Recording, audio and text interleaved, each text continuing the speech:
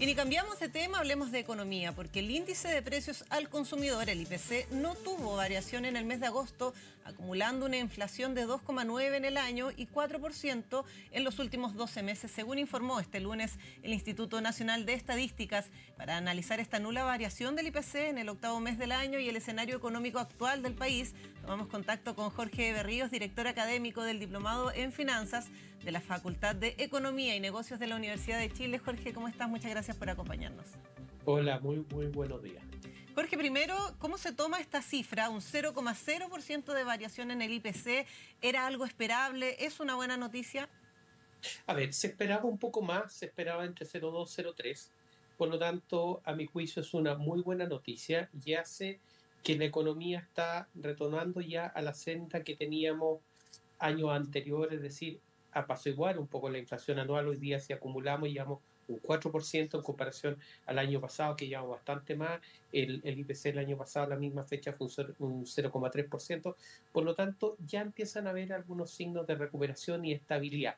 Y eso es muy bueno para ciertas cosas que se pueden proyectar con respecto, por ejemplo, a la baja de la tasa política monetaria, a la estabilidad del crecimiento, y eso permite una serie de cosas más que son muy positivas desde el punto de vista de lo que se está viendo. Claro, siempre hemos escuchado que cuando sube mucho el IPC, uno pierde un poquito de esta capacidad de lo que nos permite el dinero, como que nuestra platita vale menos en el fondo. Eso es lo que siempre se habla. Y también está el riesgo de que para controlar esto el Banco Central suba las tasas de interés. Ahora uno puede tener alguna esperanza en que algunos créditos bajen, en poder tener quizás mejores ofertas para los hipotecarios, que ha sido un sector que ha estado muy en crisis producto de las altas tasas. Yo creo que hay que esperar un poco, hay que Ya. esperar la próxima reunión de política monetaria del Banco Central, pero yo creo que estas cosas van ayudando a que el Banco Central, digamos, empiece a ver una disminución en los factores de riesgo que tiene la economía y un poco decir, ¿sabe qué más?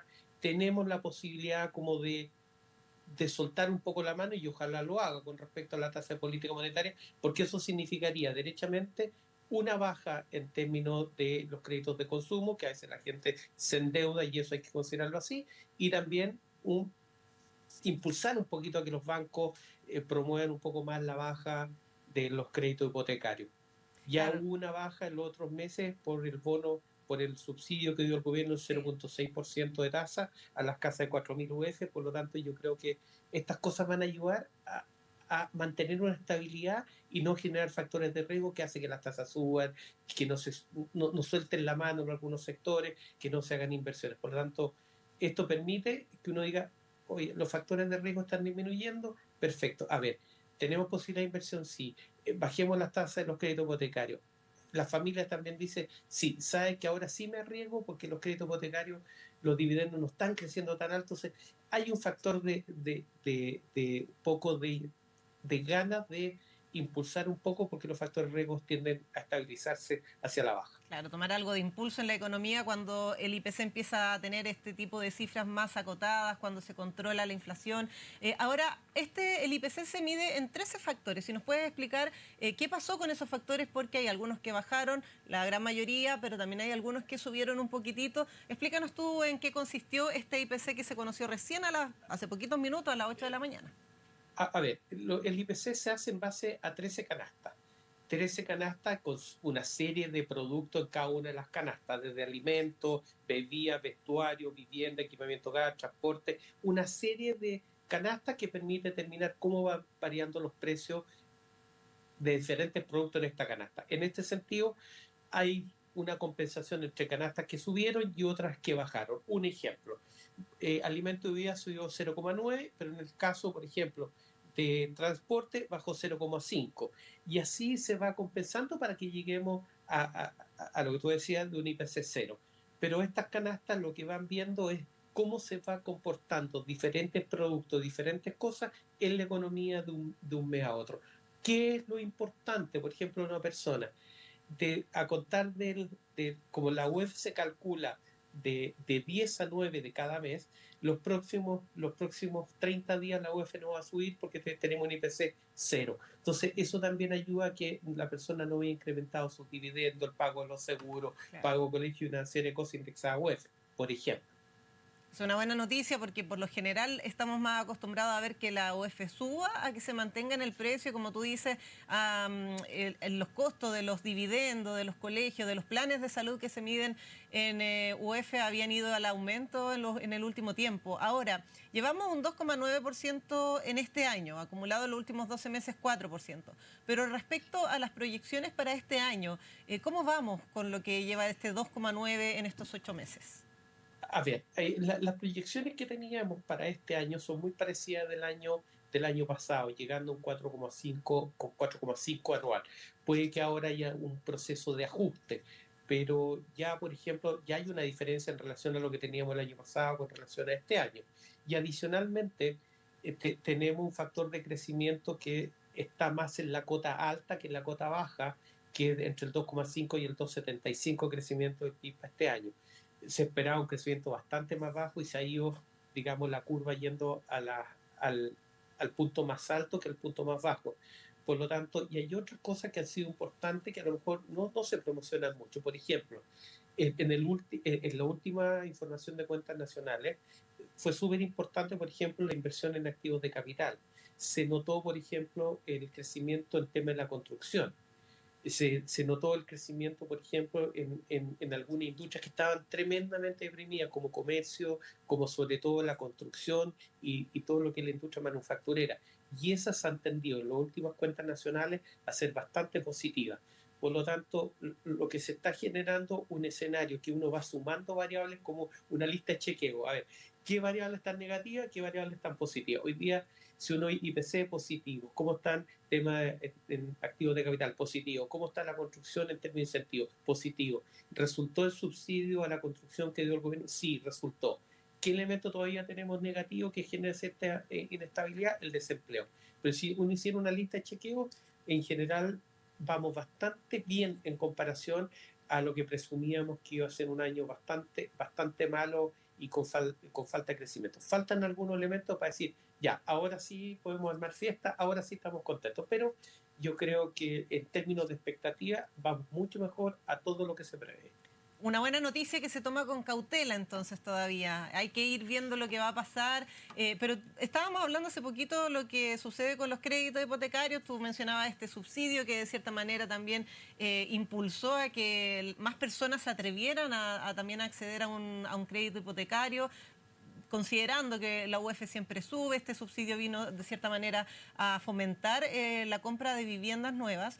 ¿Y qué va a pasar también? Tú lo señalabas un poquito, hay que esperar con lo que va a pasar con las tasas hipotecarias, pero ¿en cuánto tiempo podríamos ir viendo una rebaja quizá en las tasas de interés, no solamente de los hipotecarios, también de los créditos de consumo, considerando que se mantuvo alta por mucho tiempo después de la pandemia, de toda la crisis económica mundial, y que quizá ahora podríamos tomar algo de aire con estas nuevas cifras? A ver, si uno va a las cifras reales, los créditos de consumo en términos de tasa han bajado. Y eso no hay ninguna duda, han bajado. Los créditos hipotecarios, a como están hoy día, también han efectuado una baja sustancial a lo que teníamos.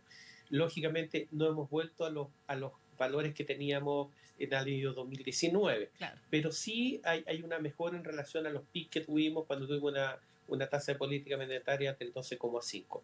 Pero sí lo que se está viendo que mucha gente postergó el tema de la compra de la vivienda o postergaron ciertas inversiones por la incertidumbre, porque en el fondo los dividendos estaban indexados por UEF y uno veía que la UEF subía, entonces uno decía voy a pagar más dividendos.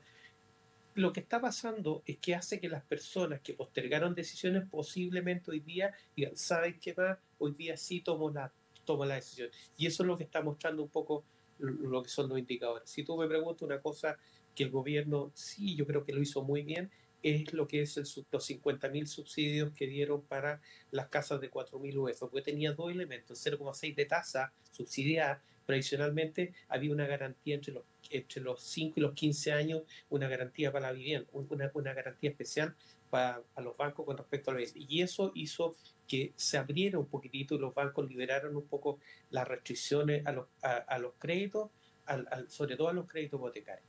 Por eso yo creo que lo mismo que hizo el Banco Central, la presidenta, es que había que empezar a esperar cómo se comportaban las cifras, cómo se iban dando para ver si se bajaba la tasa de política monetaria, a ver cómo están los factores externos. Por ejemplo, no hay que olvidar que nosotros se preveía que iba a haber un arancel especial al tema del cobre, aranceles diferenciados que podía pegar muy fuerte en la economía, y todos esos factores de riesgo se han ido acotando, disminuyendo y ya están más acotados. Entonces eso lo que permitiría es que el Banco Central, dado que están acotados los riesgos y ve mejores cifras, podría hacer que el Banco Central liberara un poco más y bajara nuevamente la tasa de política monetaria, y eso haría impulsar nuevamente un, un golpe más positivo a la economía. Pero lógicamente en los mercados que todavía están medio inestables y todo, el Banco Central todavía conserva algo de ser más conservador en la cifra y esperar algunas cifras. A mi juicio, mejor que el año pasado, absolutamente. Hay elementos que permiten visualizar la economía para adelante, sí. Que ahora, ¿qué pasa también con el área de las pymes, con las MIPYMES, con esta nueva del IPC, más allá de que se estabiliza de cierta manera los precios, puede ser suficiente para que también puedan también quizás a endeudarse en algún crédito del país y del motor económico? Hay elementos importantes.